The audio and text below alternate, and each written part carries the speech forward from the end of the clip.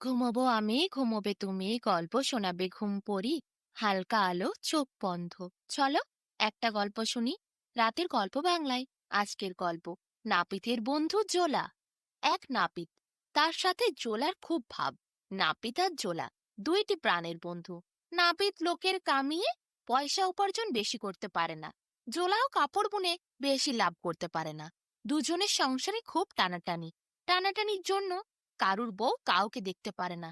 নাপিতের বউ চিৎকার করে, আর জোলার বউ ঝাঁটা নিয়ে ছুটে আসে। দুজনের সংসারেই অভাব। একদিন জোলা তাই নাপিতকে বলল, বন্ধুরে, বইয়ের জ্বালা আর সহ্য করতে পারছি না, বাড়িতে টিকতে পারছি না। নাপিত বলল, ভাই, আমারও তাই অবস্থা। দেখ না, 2-3 দিন হলো আমি ভয়ে বাড়িই যাই নাই। এই তো গাছতলাতেই বসে দিন কাটায়, রাত কাটায়। জোলা আর নাপিত দুজনেই দুঃখ করে দুজনের দিকে চেয়েছিল। হঠাৎ করে আবার নাপিত বলল, আচ্ছা ভাই, আমরা যদি দূরে কোথাও চলে যাই? জোলা বলল, তাহলে চল, আমরা কোথাও দূরে গিয়ে কাজ করব, সেখানে থাকবো, আর বউদের কাছে আসবো না। যদি কোনোদিন প্রচুর পয়সা উপার্জন করতে পারি, সেদিনে আসবো। তার আগে কোনো মতেই বউদের মুখ দেখবো না। এরপর নাপিত আর জোলা দুজন মিলে হাঁটতে হাঁটতে দেশ ছেড়ে কোথায় চলে গেল।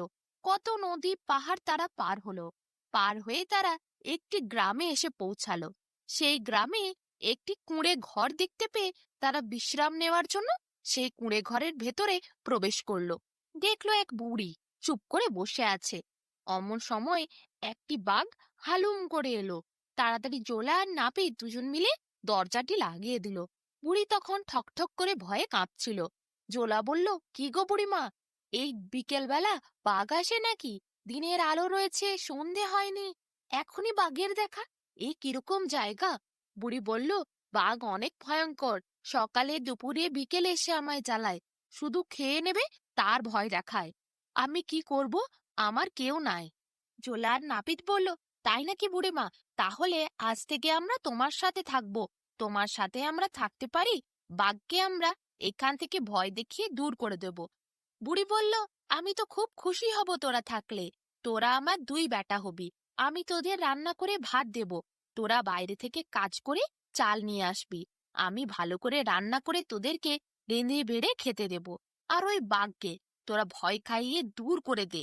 নাপিত বলল, সে নিয়ে তুমি আর চিন্তা করো না। আজকে বাঘ এসেছিল, আমরা প্রস্তুত ছিলাম না। কাল যখন বাঘ আসবে, তখন ওকে আমরা ঠিক জব্দ করব। এরপর চোলার নাপিত ওই বুড়ির কাছেই রয়ে গেল। পরের দিন আবার বিকেল নামলো। তখন ওই বাঘ হালুম হালুম করে দরজার কাছে এসে ভয় দেখাতে লাগলো।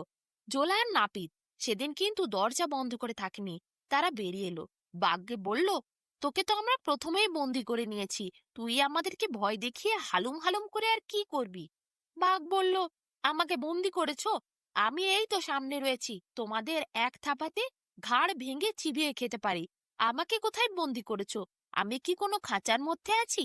নাপিত অট্ট হাসি দিয়ে একটি ছোট্ট পাড়া আয়না দেখিয়ে বলল, এই দেখ, এর মধ্যে দেখতে পাবি তোর আত্মা আমাদের কাছে বন্দি করা আছে। বাঘ তো আয়নার দিকে যেই দেখলো, অমনি ভেতরে নিজের চেহারা দেখতে পেল। বাঘ এরপর ভয়ে কাঁপতে লাগলো। বলল, আমার আত্মাকে কিভাবে তোমরা বন্দি করেছো? আমার আত্মাকে তোমরা মুক্ত করো। আমি আর কোনোদিন এখানে ভয় খাওয়াতে আসবো না। আমার ভুল হয়েছে। নাপিত বলল, অত সহজ? তা আবার হয় নাকি? তোমাকে এত সহজে আমরা ছেড়ে দেব? দিন রাত তুমি হালুম হালুম করে বুড়িমাকে এসে ভয় দেখিয়েছো, তাকে কতবার খেয়ে নেবে বলেছো। তোমাকে তো এত সহজে আমরা ছাড়বো না। বাঘ তখন বলল, দোহাই তোমাদের, নাপিত দাদা, জোলা দাদা, তোমরা আমাকে ছেড়ে দাও। আমি তোমাদেরকে কিছু জিনিস দেব, তা নিয়ে তোমরা সুখে আনন্দে থাকতে পারবে। জোলার নাপিত বলল, কি জিনিস শুনি? বাঘ বলল, আমার কাছে একটি পুরানো অট্টালিকার খোঁজ আছে। সেখানে 7 ঘোড়া স্বর্ণমোহর আছে। তোমাদেরকে আমি সেই অট্টালিকার খোঁজ দেব। তোমরা আমার আত্মাকে মুক্ত করে দাও, বন্দি করে রেখো না। আর কোনোদিন আমি কিন্তু ওই বুড়ির কাছে আসবো না। তোমরাও সোনার মোহর পাবে। গভীর বনের মধ্যে যে অট্টালিকা আছে তার ঠিকানা আমি তোমাদের দিয়ে দেব। নাপিত বলল, তোমার কথাই আমরা বিশ্বাস করি না। জোলা বলল, আমাদের নিয়ে চলো, তোমার আত্মাকে সঙ্গে নিয়েই আমরা সেই অট্টালিকায় যাব। যদি সেখানে গিয়ে দেখি সোনার মোহর রয়েছে, তাহলেই তোমাকে আমরা ছেড়ে দেব।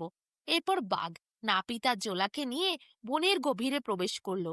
সেখানে একটি ভগ্ন অট্টালিকা ছিল। সেই অট্টালিকাটা দেখিয়ে বাঘ বলল, জোলা আর নাপিত ভাই, তোমরা দুজন ভেতরে প্রবেশ করো। দেখতে পাবে 7টি ঘোড়া মোহর পরিপূর্ণ। এখানে অনেক আগে কোনো জমিদার বসবাস করত। তারা সবাই এই বাড়ি পরিত্যাগ করেছে। কেন করেছে তা আমি জানি না, কিন্তু এখানে অনেক ধনসম্পত্তি আছে, তা আমি দেখেছিলাম। আমি তো এই বনের মধ্যেই থাকতাম।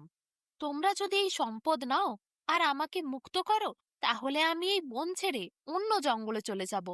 নাপিত আর জোলা দুজনে অট্টালিকার ভেতরে প্রবেশ করলো।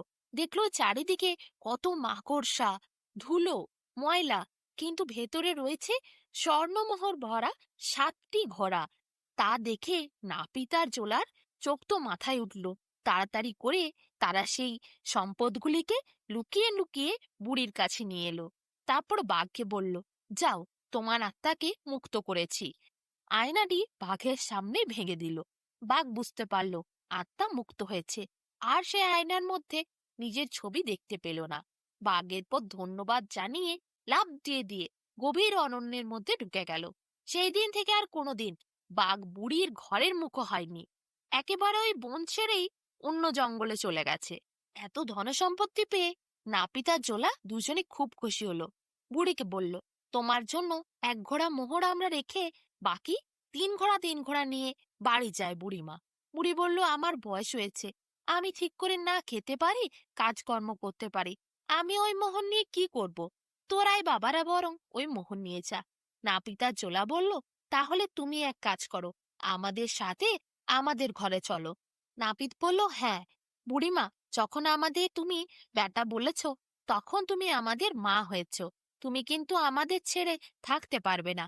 6 মাস তুমি আমার কাছে থাকবে, 6 মাস তুমি ওর কাছে থাকবে। দুই বেটার ঘরে 6 মাস করে করে তোমায় কাটাতে হবে। আমরা তোমার সেবা যত্ন করব। তাহলে আমরা 6 ঘোড়া করে মোহর নিয়ে নেব, আর 1 ঘোড়া দুজনের মধ্যে ভাগাভাগি করে নেব। তাহলে কিন্তু তোমাকে আমাদের সাথে যেতে হবে। বুড়ি বলল, তাই কর, আমি তাহলে তোদের সাথেই যাই, কারণ আমি এই জঙ্গলের মধ্যে একাই থাকতাম এতদিন, আমার তো ঘরে লোকজন বলে কেউ নাই। জোলা আর নাপিত বুড়িকে নিয়ে এরপর গ্রামে ফিরল। 3 ঘোড়া করে দুইজনে মোহর নিল, আর 1 ঘোড়া মোহর দুজনে অর্ধেক অর্ধেক করে ভাগ করে নিল। বউরা এতদিন পর জোলা আর নাপিতকে দেখে খুব খুশি হলো। তারা ভীষণ চিন্তায় ছিল। জোলা আর নাপিত দুজনে এত ধনসম্পত্তি এনেছে, যা দেখে বউদের চোখ তো ছানা বড়া হলো। তারা কিছুতেই বুঝতে পারল না এত ধনসম্পত্তি এলো কোথা থেকে, তাদের স্বামীরা এত বড়লোক হয়ে গেল কিভাবে। বুড়িকে দুজনের সাথে পরিচয় করিয়ে দিল জোলা আর নাপিত। সব ঘটনা বউদেরকে খুলে বলল। বউদের অভাব দূর হলো। নতুন জামা কাপড় গয়না বউদেরকে কিনে দিল জোলা আর নাপিত। তারা এরপর খুব সুখে শান্তিতে রইল। বুড়ি 6 মাস জোলার বাড়িতে থাকতো, আর 6 মাস নাপিতের বাড়িতে। দুইজন মিলে বুড়িকে একেবারে মায়ের মতো যত্ন সেবা করত। আর জোলা আর নাপিতের বউরাও বুড়িকে খুব ভালোবাসতো। শেষ জীবনটা বুড়ির অনেক সুখে শান্তিতে এরপর কাটলো।